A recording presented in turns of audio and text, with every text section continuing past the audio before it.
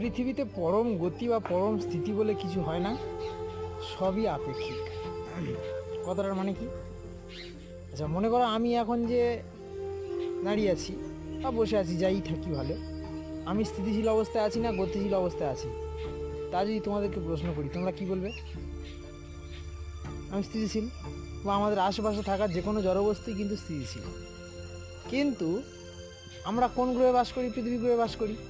তাহলে এটা কল্পনা করো যে পৃথিবীর বাইরে থেকে যদি দেখা সম্ভব হয়, তাহলে যে কোনো কেউ যদি পৃথিবীর বাইরে থেকে তাহলে আমাদেরকে দেখতে থাকে, তাহলে কিন্তু পৃথিবী ঘুরছে, তার সঙ্গে সঙ্গে আমরাও ঘুরতে থাকছি।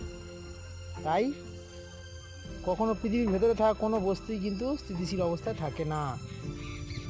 তাই এই সিদ্ধান্তে উপনীত হতে পারি যে স্থিতি এবং গতি মাত্রই কি আপেক্ষিক, যে পরম স্থিতি বা পরম গতি বলে কিছুই হতে পারে না।